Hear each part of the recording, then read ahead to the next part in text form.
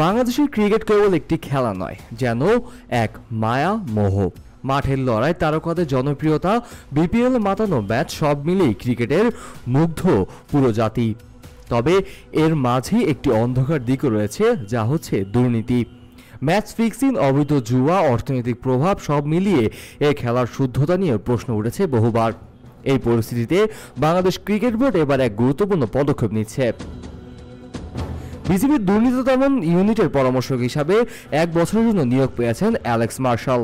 দুর্নীতি দমন ও নিরাপত্তা বিষয়ে আন্তর্জাতিক খ্যাতিসম্পন্ন এই ব্রিটিশ বিশেষজ্ঞ এর আগে দীর্ঘ 7 বছর ধরে আইসিসির অ্যান্টি কারাপশন ইউনিটের প্রধান হিসেবে দায়িত্ব পালন করেছেন।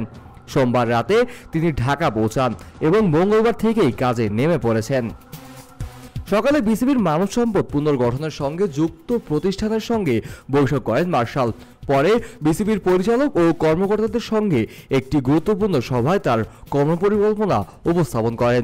সভায় দুর্নীতি প্রতিরোধে একটি শক্তিশালী ও আধুনিক নৈতিকতা বিভাগ গঠনের প্রস্তাব দেন তিনি আরও জানান, বিসিবির দুর্নীতি দমন ইউনিটকে নতুনভাবে সাজানো হবে, যাতে দুর্নীতির শিকড় তুলে ফেলা যায়।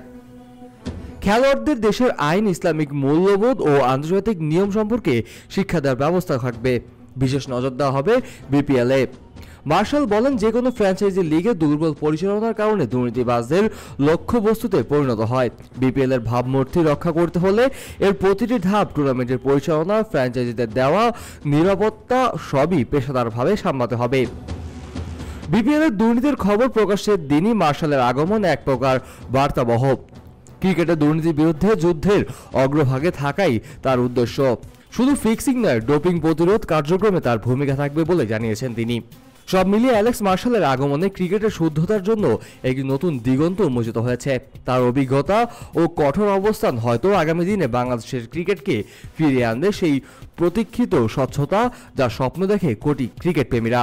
এখন দেখার বিষয় হচ্ছে মাঠ ও মাঠের বাইরে এর লড়াই কতটা সফল হয় বিসিবি ও মার্শালের যৌথ উদ্যোগ। Kazi Mohammad Arafat, on field.